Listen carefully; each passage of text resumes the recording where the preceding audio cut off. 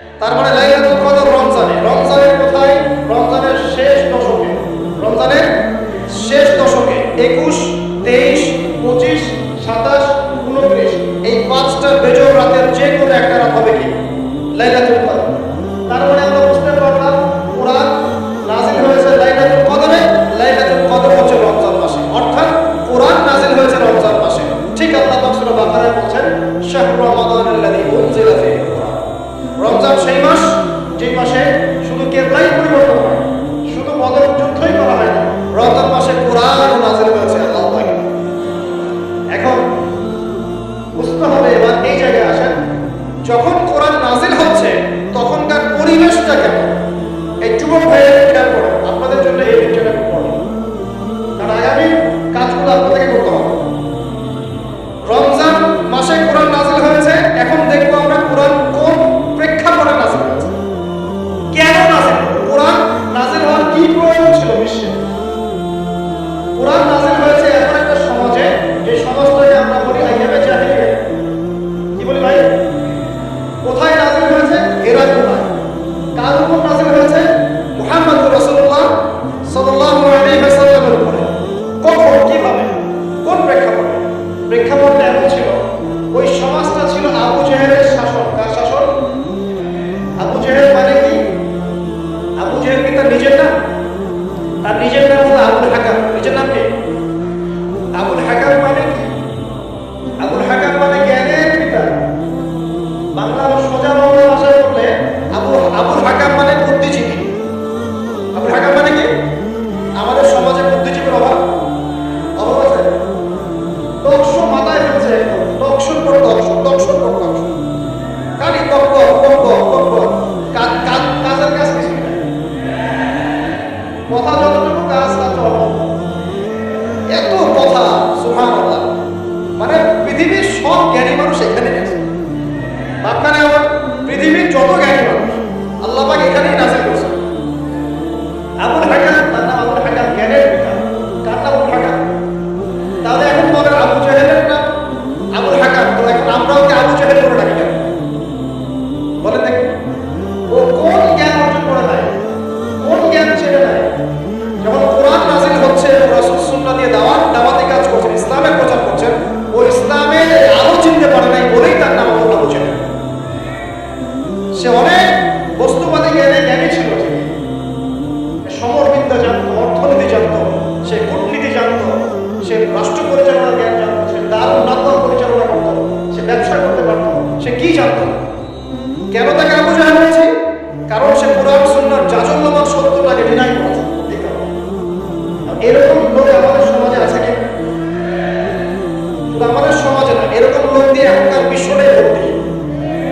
একটা বিশ্বে আবু জেহেল দিয়ে ভর্তি।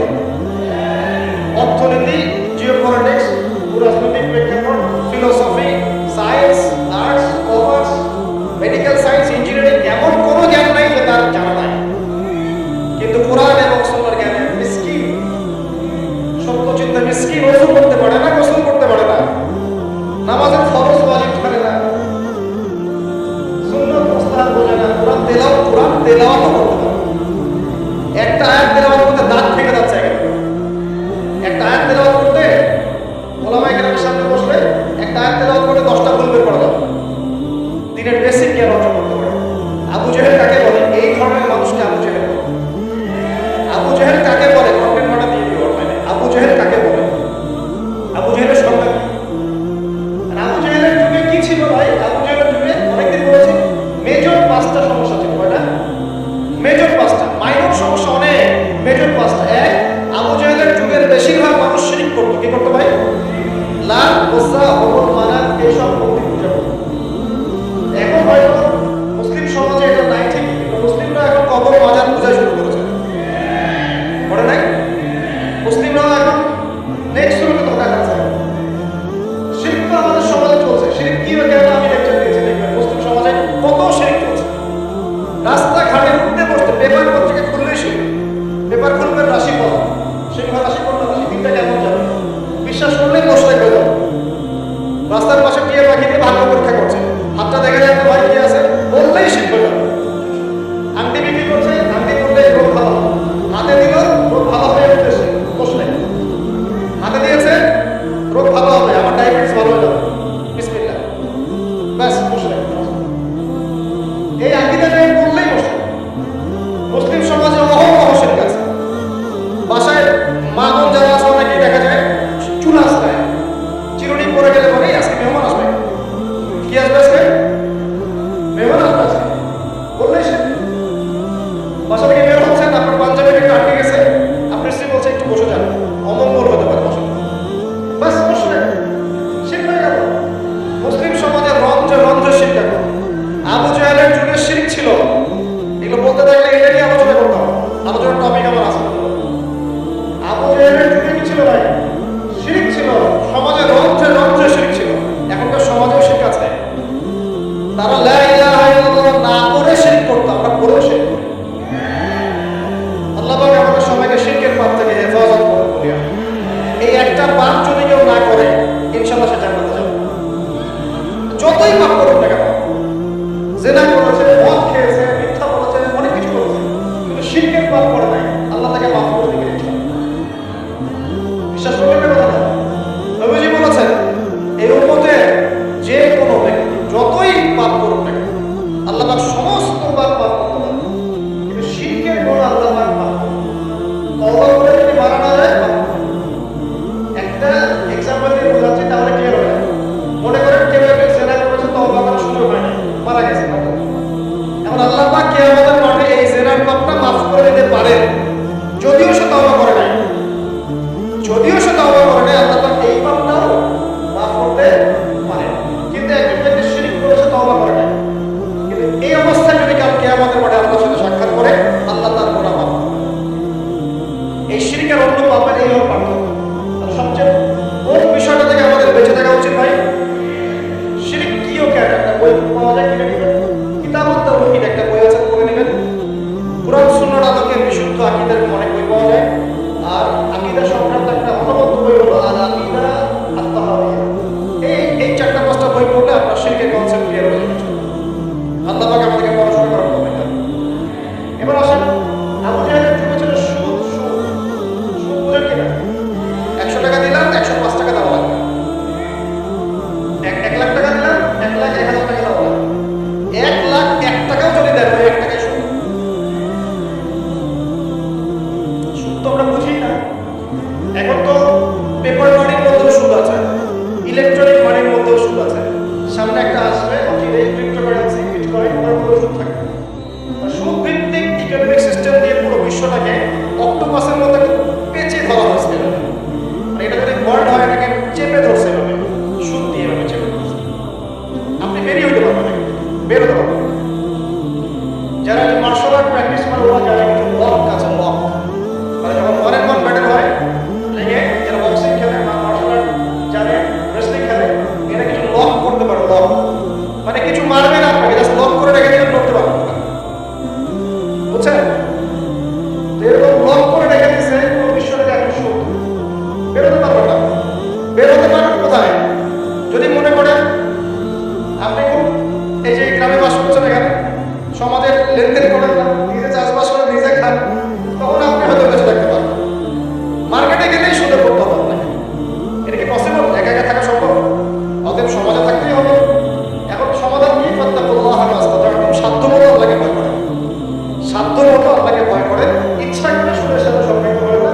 যদি অনিচ্ছাকৃতভাবে সুদের অর্থ চলে আসে, যদি জানেন এটা সুদের, ছেড়ে দেবেন, এটা ছেড়ে দেবেন।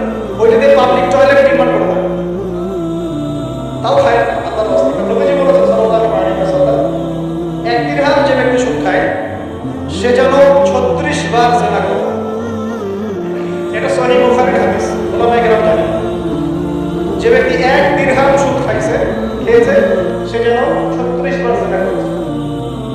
একবার জিনা করেছে, আপনি জানেন, কথার কথা বললাম যে কারো পরিবারের কোনো এক মেয়ে বা ছেলে জিনা করে ফেলেছে, ধরা পড়েছে এলাকার মধ্যে, মানুষ তাকে কি সম্মান চোখে দেখে? ভবিষ্যতে সে যত ভালোই হয়ে যাক না কেন, ওর ঘরে বিয়ে দেওয়ার সময় মানুষ 1000 বার চিন্তা করবে, তাই না? তাই না? মনে করে একটা মেয়ে জিনা করে ফেলেছে, এটা জানাজানি হয়ে গেছে, ওর ঘরে কি বিয়ের প্রস্তাব আসার পরে ভালো হয়ে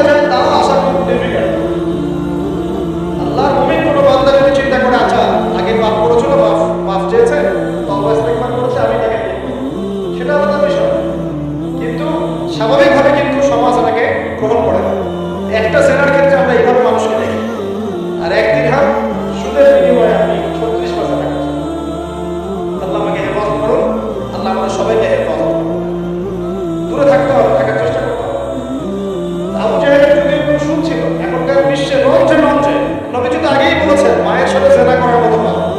এই হাদিস তো জানেন আপনারা। সুদের 73টা শাখা আছে পাপের, তার সর্বনিম্ন শাখা হলো নিজের মাকে বিয়ে করা। যদি এই এলাকায় খবর পান কোনো মেয়ে বা ছেলে তার মায়ের সাথে বিয়ে করেছে না, তার মাকে মায়ের সাথে জেনা করেছে না, কোনো মেয়ের সাথে বাবা জেনা করেছে না, আপনি কি সমাজে তাকে রাখতে চাবেন? আপনি তো আইন শাসন কোনো কিছু পরোয়াই করবেন না, গণপিটুনি দিয়ে মেরে ফেলবেন। এই কাজ করবেন না। একটা মসজিদে চোর, তারাবির নামাজে আবার চোরও আসবে কিন্তু অনেক, কথায় মনে পড়ে গেল সেন্টারে সাপ্তাহ। তো তারাবির নামাজে অনেক চোর আসে না? অনেকে তো মসজিদে দান বাক্স শুদ্ধে নিয়ে চলে যায়। কি ইনসাফ আমাদের সমাজে! মসজিদে ফ্যান লক করে রাখতে হয় তালা দিয়ে, বাইরে মসজিদে ফ্যান লক করে রাখতে হয় তালা দিয়ে, খাঁচা করতে। তো মসজিদেও চোর যায়। এখন চোর ধরা পড়ে গেলে কি পিছুনিটা পিটানো? মসজিদে একটা চোর যদি ধরা পড়ে সবাই মিলে কি পিছুনি দেওয়া শুরু করে, এটা কিন্তু অনৈতিক কাজ, জানেন? এভাবে সবাই মিলে গণধলাই দেওয়া যায় না। তাকে নির্দিষ্ট প্রশাসনের কাছে হস্তান্তর করতে হবে। যদি এখন বলেন প্রশাসন বিচার করছে না, সেটা তাদের ব্যাপার। যদি ফাঁকা করতে বের হচ্ছে ওদের ব্যাপার, এই কোনো দায়ভার তাদের। আপনি যদি তাকে নিজের হাতে শাসন তুলে নেন, সমস্যা আছে। এভাবে ইসলাম এটাকে জায়েজ করে দেয়। ওর হাত কেটে ফেলার বিধান আছে, তাই না? কোরআনে এটা আপনি করতে পারবেন। এটা ইসলামিক আদালত, ইসলামিক আদালত। সবাই যদি আইন হাতে তুলে নেয় তাহলে সমাজে বিশৃঙ্খলা হবে। এই জন্য এই সুযোগটা ইসলাম দেয় না। প্রমাণ হবে